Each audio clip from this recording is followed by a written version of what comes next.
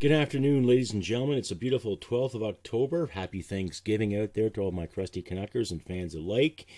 This week's episode, I'll be asking, what are we thankful for? All that and more come up in the show. Stick around. Because I am hard, you will not like me. There is no racial bigotry here. Here you are all equally one. This is the Crusty Canuck podcast, a Canadian veteran's point of view on politics, social, economic issues, and life. Here's Crusty. Yes, good afternoon, ladies and gentlemen. Crusty Canuck here. Yes, this is brought to you by the fine people at Rampage Coffee Company, canungold.com, and the fine producers at Produce for Heroes. Stick around for their messages later on in the show. Yes, as I said earlier, happy Thanksgiving out there. Happy Turkey Day, gobble, gobble, gobble, whatever you like. Happy Canadian Thanksgiving. Now, to my American listeners out there, I know your Thanksgiving doesn't come till about 24th November, but nonetheless, have a beer, have a piece of poultry, and enjoy the show.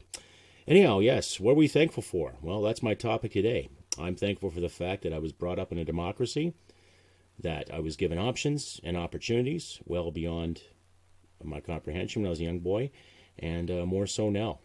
Regardless of what's going on with this whole pandemic thing, this environmental issue bullshit they keep talking about, and every day, I'm watching the news. And regardless of how angry I get, regardless of how mad I get, and realize what we fought for is being compromised, I am still thankful that I live in a democracy. Knock on wood. Who knows? The way things are going now with restrictions and movements and everything thereof, who knows what's in store for us. But let's take time and reflect on how thankful we are. That some of us still have our health, we have our sanity, we have a place to call home. We have family and loved ones that love us and guide us and help us out. And all the more reasons for us to help and guide others to the best of our fucking abilities. So pardon my F-bomb there. I'm going to try to cut back the swearing as best as I can, but then again, it's part of my fucking brand. So, that being said, this is what I'm thankful for. I'm thankful for being Canadian. I'm thankful for the fact that I served 20 years, that I've met some wonderful people. I'm thankful that I'm married to a wonderful lady. I'm thankful for the fact that I've had some great jobs, met some good people, that I still have a work ethic, that I still got my head on straight as best as I can. I've had some issues to deal with over the past, let's say 10 years, to say the least. But I was at dinner with friends of ours there last night. Had a good talk, drank some wine. I know I said to cut back on the drinking, but it was festive, so I had a few glasses of wine. Shot the shit about life, politics, policies, and internal wealth that we all have. So I know this time is tough for a lot of Canadians out there, and Americans, and some Brits, and French, and Germans. And a shout out to some of my Eastern European and new Russian subscribers. Welcome. Please feel free to comment and all that good stuff. And if you all get a chance, please take a look at my new store. I'm with Customized Girl now. They seem to give me a better idea and some more alternatives. Feedback from them was phenomenal, so give it a shout. I'll leave a link in my description.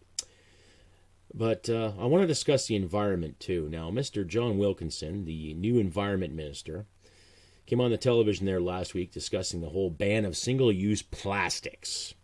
Little forks, little spoons, little stir sticks, little plastic bags we get from the shops and grocery stores alike, and how they want to phase them out by the end of 2021. Now, I remember as a teenager, back in the day, late 80s, early 90s, when everybody was discussing the whole environmental issue when it came to plastics and plastic-based materials, and yet, when this pandemic came into effect, you would see the market for single-use plastics just kind of skyrocket because it goes into the masks, it goes into tubing, it goes into gloves, it goes into everything that we take for granted when it comes to our medicine and when it comes to getting checked out. Now, when I was working as a security guard, I had to have a pair of latex gloves on me just in case, along with my cuffs and my other tools and all that good stuff. And plastic, especially single-use plastic, is all around us every fucking day. Okay?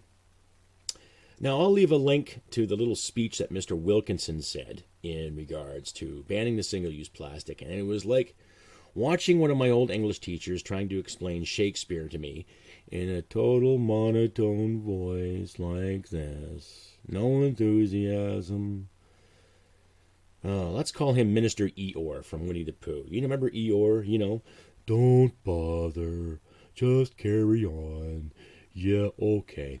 So, it just goes to prove that there's another liberal quack out there who's trying to decide what is best for us. Now, I agree about the environment. We have to clean things up. We have to look after things, but I'm not going to panic, okay? I am not going to effing panic just because some quack in Ottawa comes up with a plan to ban things, okay? Is that the viable solution they have when it comes to the ocean, to our rivers? Just ban it and everything will be just fine. Didn't they try that with liquor back in the 20s? And what happened with that? Right? Especially in the United States. What happened with that when they tried to ban something? Okay? Are you going to have a black market for spare forks and knives? Is there some kind of crime family that's going to be created that are going to hone the market of black market utensils? Interesting, eh? See, every time one of these fucking clowns speak on our behalf, I just get so, how do you say? I get dumber every time I listen to him. Because what is he basing this on? Is he basing it on actual scientific data? Yeah, there's a lot of plastic in our riverways and our oceans. But Canada does not sit high on the level of big polluters. We don't do it for the whole carbon emission. And we sure as hell don't do it when it comes to our oceans and our rivers. Now, we are bad for the fact that there are people out there that insist on dumping raw sewage in our waterways, and you've heard me ramble on about that enough times. But in the same sense, which is more lethal? Dumping a biohazard into a waterway or coming across a handful of forks and a few plastic bags? Now, when I was overseas, okay, back in the day when I was overseas... When I was on tour, there were a lot of places I saw in Afghanistan that they were just filthy. Now, I'm not disenfranchising the Afghan people, but the infrastructure needs works and all that. And, that's what happens when you're in a country that's seen nothing but war for the past 45 years.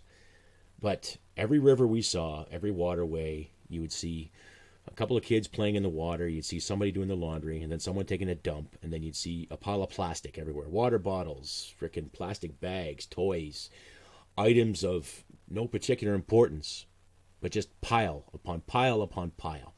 And yet when I hear these ministers talk about, oh, we're so terrible when it comes to polluting, we're so terrible when it comes to the environment, and yet what viable solution, I say again, what viable solution have they brought to the table other than incorporating another tax and banning something? Now, there's a young man from Holland called Boyan Slat who basically invented a system that would assist in cleaning up the oceans without costing people or nickel and diming people left and right in regards to saving the world. And I'll leave a link to his work there too. And when I read about him, innovation, simple innovation. And he took it upon himself to innovate and create something that will assist without screwing people over or taking more of their money. It's common sense. And let's use his example, okay?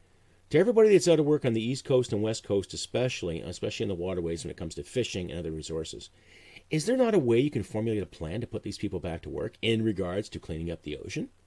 Is there not a plan that can be done? Saying, okay, well, we can't fish anymore, but here, let's innovate something. Let's create something that's going to help you go back to sea again, run a crew, run a few people, and haul in some tonnage, haul in some plastic, if that's the model that we're being presented.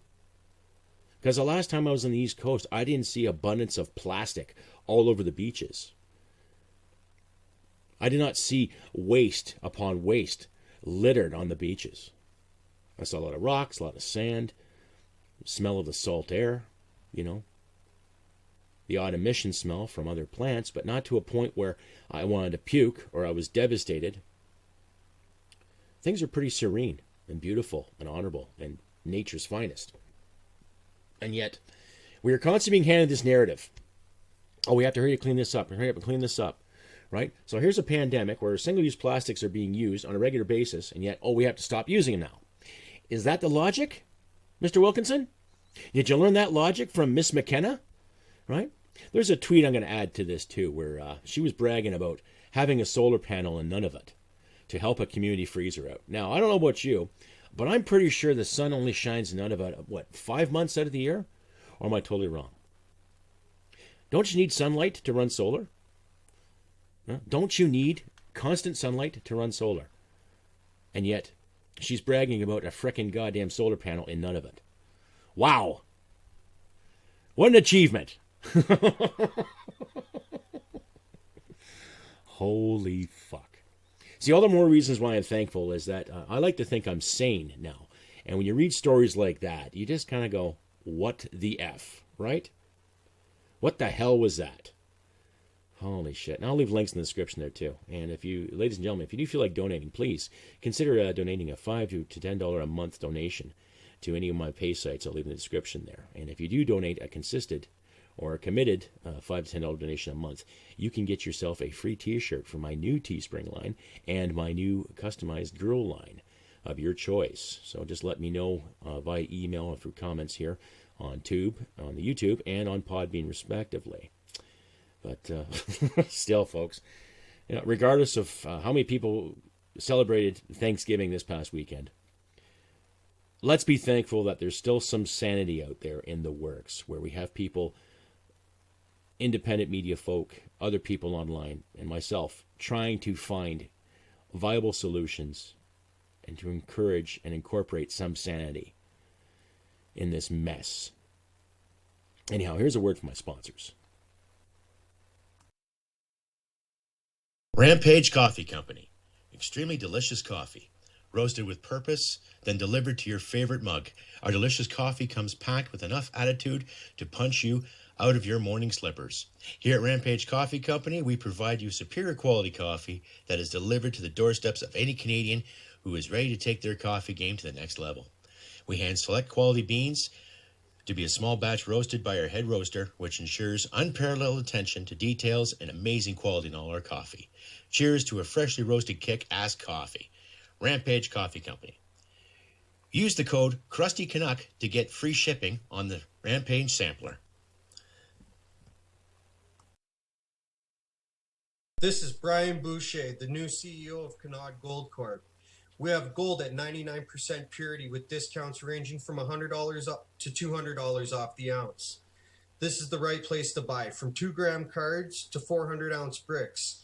We have any quantity of gold you are looking for. We also sell by the ton, not like your ex-wife. Visit us today at canundgold.com, C-A-N-U-N-D gold.com. In October of 2015, Lindsay Robbins, like many of her fellow Canadians, was struggling with the turmoil of mental illness. The ups and downs of what she was going through was shaping her realities, and she longed for structure. As luck would have it, that structure presented itself to her in the form of gardening. And through gardening, Lindsay had an awakening that led her to create Produce for Heroes. Lindsay realized that our veterans were going through their own mental struggles, and through her own experience, she realized the power of community. By desiring to help the way that she had been helped, she has created a program that provides relief to veterans. Her food program, which aims to provide veterans and their families relief from the stresses of food insecurity and help alleviate the cost of living for those that have sacrificed so much for their country. Whether it's through directly contacting Produce for Heroes or through a friend's referral, all veterans and their families living in Canada are welcome. By shining a light on the struggle of veterans and their families, Lindsay is hoping to get her fellow Canadians to hop on board and support Produce for Heroes and our great veterans. If you or a veteran you know needs help, ProduceForHeroes.com is a great place to start. That's right, ladies and gentlemen. You can follow the fine people at Rampage Coffee, Scott and Robert there at Canuck Gold, and Robert and Bill or correction, I don't know, I'm speaking tongues today, and Lindsay at Produce for Heroes there. So I'll leave links in the description. So carrying on, what I'm thankful for, yes, again, I am thankful for living in a country where we could try to find some sanity in this chaos we call the whole beer bug and other imperfections with our elected officials. Yes, what a joke. Anyhow, ladies and gentlemen, here are my suggestions when it comes to cleaning up the environment. Like I said earlier, why don't we hire some fishermen or people that have worked on the docks and worked on the water and find innovative ways to clean up the so-called messes in our waterways, right? Let's take Boyan Slat's example, and I'll leave a link to his description there too. You can decide for yourself. And this is what we can do as citizens. We do recycle. We do plant our own trees, right? We didn't see those 2 billion trees that were promised by Justin's last election, right? Mr. Potato Head's infinite wisdom fails to show itself again. And yet we have government officials who are bragging about 1 or 2 solar panels in the high Arctic when they should be bragging about proper innovations on how to keep things clean. You know, innovations when it comes to renewable resources, right? What ideas are on the table to help us common folk with overcoming these environmental obstacles, right? What is happening? What's being suggested? What's being presented? Are they going to rally some engineering students that can develop some kind of technology? Are they going to rally oil workers and geologists alike to find innovations that we don't have to rely on fossil fuels in the near future? Or are they just going to ban that too eventually and then make us buy electric cars at $50,000 a piece and then go into further debt when it comes to more subsidies, right? It's amazing how they keep talking about these payments after payment after payment, and they can't organize themselves. They'd rather spend millions upon millions of dollars. For example, $400 million going to the United Nations to fight this pandemic, when that $400 million can stay in Canada to help its citizens, right? But they won't say anything about that. And of course, the government, wiping its feet and stalling when it comes to understanding the WE scam and the WE scandal that's been going on, how the committee has shut it down. And I'll leave a link to the video there, how Pierre Poilievre was basically censored by the standing committee, right? So regardless of what's going on in our lives right now, ladies and gentlemen, we still should be thankful. Thankful we have a home. Thankful we have, opportunity to have some wonderful turkey. Not that I'm a big fan, but a nice meal with family and friends and the opportunities that we do have here. And the fact is, keep fighting for these opportunities. Okay? There's a quote from Ezra Levant from The Rebel, how it's going to take work. And he's right. He's right. It's going to take work. It's going to take innovation. It's going to take patience. It's going to take time. But in the same sense, how these environmental Nazis like to talk about, oh, we're running out of time. Oh, the world's going to die. Well, then come up with some better solutions rather than taking more money from people. Come up with some better ideas. How are we going to fix this? Right? How are we going to fix these problems? I can tell you right now, start punishing the actual polluters. Punish the actual units or conglomerates or groups or companies that take it upon themselves to dump this crap into the rivers or to dump any kind of crap anywhere for that matter. Don't blame you and me or the average Joe for sitting there eating a donair or eating some French fries with a plastic fork or sipping a fizzy pop with a plastic straw, right? Don't become a Carl and Karen overnight just because the government fucking says so. We've got too many of those already.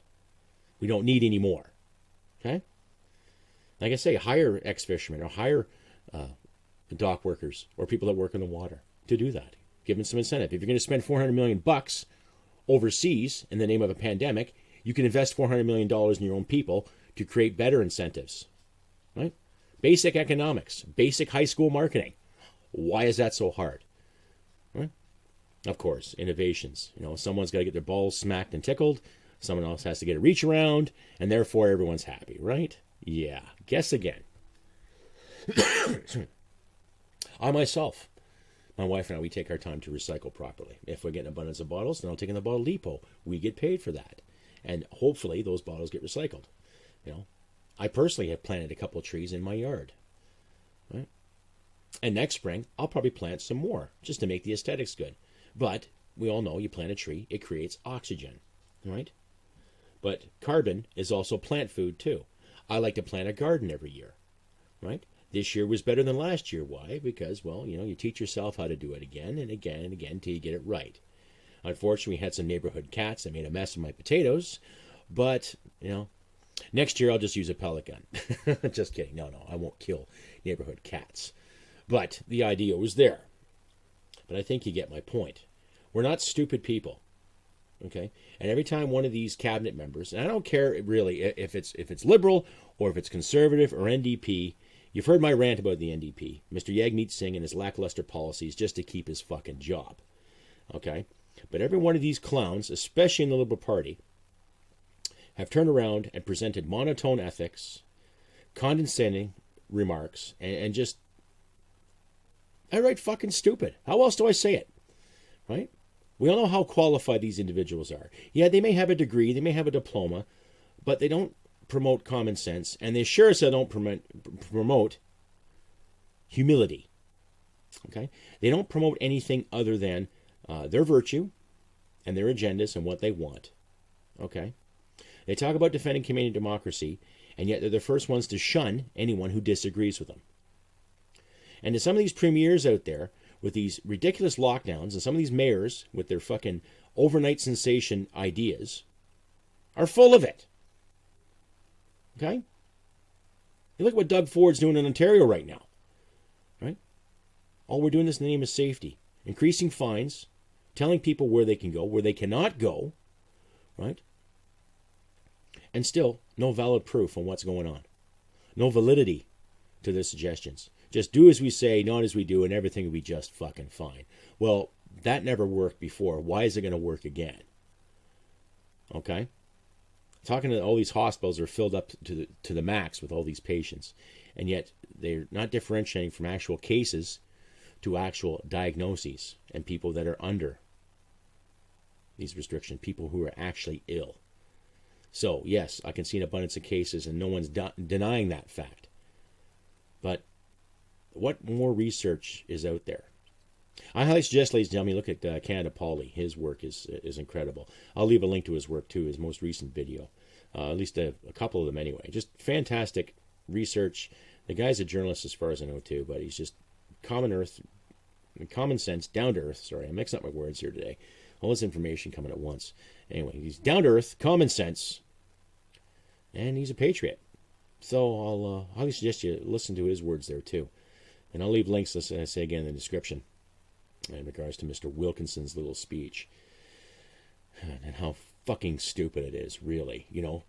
We are not a polluting nation. Yes, we are guilty for emissions. To an extent, we are guilty for certain spills, to an extent. But when you look at the way we process our oil and gas in this country, I would say it probably has the most regulatory and highest environmental standards known to mankind. And I said mankind, not people kind. Right? And we've never had devastating spills. We've had issues, yes, but they also get cleaned up promptly, and things go back to normal in a matter of months, too. Okay? And I am personally tired of the hypocrisy that comes from these officials when it says about cleaning this up, clean that up, and they're biggest culprits themselves when it comes to burning fuel and burning this and burning that, right? So until they start providing and presenting viable solutions to said predicaments or problems, I'm not going to buy anything they say. And neither should you, ladies and gentlemen. Neither should you, right? Ask the tough questions, put them on the spot, and hold them accountable. Okay? We got to get people working again. We got to get people out in the street, moving about, minding their business, doing their thing, whatever.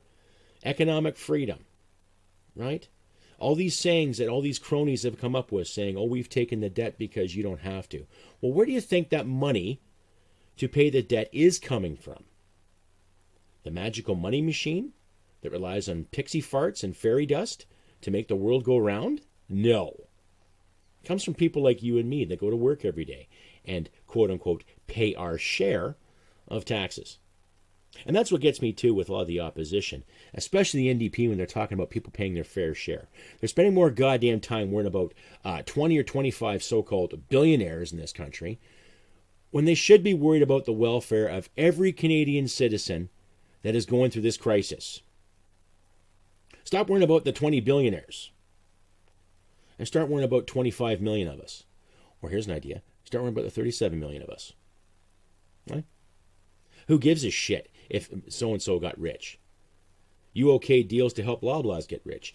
Half you guys okayed deals to let Bombardier get another bailout. And you also agreed to hush-hush about SNC Lavalin and other companies that were under the Liberal fucking watchful eye. Right? How about all the money that's going to Tides Foundation? Or better yet, what they call themselves now, the Make Way Foundation. To make way to get their fucking hands in our fucking policies, where they really have no business being there in the first place. Right? So, ladies and gentlemen, use your plastic forks, use your stir sticks, use your cups, use your bags, do what you can to make your lives easier. But in the same sense, let's use common sense too, right? Nothing wrong with that. Nothing wrong with that at all. And to all the John Wilkinsons out there with their great ideas and their monotone fucking presentations, to all the Barbie the Builders and Christian McKinnis, the pint-sized twats alike, bugger off. Stay out of our fucking lives. Let us be. Enough of your bullshit. Okay? I've already presented a couple of decent solutions. I've already presented some ideas in regards to what we can do in our own homes, on our own time, on our own dime. Let alone with Mr. fucking know-it-all government telling us how to do it. Right? Like I said in my last episode, ladies and gentlemen, this is turning into a real shit show. This is not the Canada that I fought for, that my grandparents fought for. But it's our home and native land. And nonetheless, we got to stand our ground and start using some common sense. Ask the tough questions. Put them on the spot. Show some more accountability. There have been numerous examples in our mainstream media already that have presented the fact that they are not being accountable. Yet the narratives keep changing, right? Let's not worry so much about what's going on in the States with Trump and his election and his COVID diagnosis and who gives a shit about the fly on Mike Pence's head. Let's look at those debates for what they were. They were garbage. Okay? And I know it insulted a lot of intelligence out there, especially with my American friends, when it came to watching it. A few of them weighed in recently, and they told me how it was much of a waste of time to sit and watch this garble-farb and this garble-garble over this and gender and identity when there's more things to worry about out there. But hey, who knows? Time will tell, right? We'll see come November 3rd what happens in the United States and respect for what's going to happen November 4th. My American friends, you got a lot of friends up here as far as I'm concerned. So, that being said, ladies and gentlemen, that has been my little podcast on solutions and being thankful for on this 12th of October, 2020. Weather's kind of crisp outside, so that means winter is coming. Not in the Game of Thrones sense, but I think she's going to be a cold one. So prep your kit, prep your coats, toques, gloves, all that good stuff. If you get some time this week, go to your garages, get your trucks and cars winterized, get ready for the season. And let's hope for the best. Let's try to be optimistic in this crisis. And nothing wrong with standing up for this country and standing up for viable solutions, especially when we hire people, i.e. elect our officials to do it. So let's make sure they start doing their jobs. Right? And as I say again, ladies and gentlemen, if you get a chance to check out my merchandise, please do. I put some designs and stuff together myself, so please consider that. I've got some veteran swagger there. I got some nice t-shirts. I got some swimsuits for the ladies. I even got underwear. Go figure, eh? So if you do feel like donating, please donate. You can find me on Subscribestar, PayPal, and the Patreon links I'll leave in the description. And I'll say again, if you do give a committed donation of $5 to $10 a month, you will get yourself a free t-shirt from both of my stores, Teespring or Customized Girl there. And I'll leave links in the description as well. So, as I always say, ladies and gentlemen, take care of your friends and your loved ones. And let's do the best we can in this pandemic, in this crisis. And remember, humanity merit wins the day. Take care, and I'll see you next time. Bye for now. Sweetheart, because I am hard, you will not like me. Yes, sir. There is no racial bigotry here. Here you are all equally.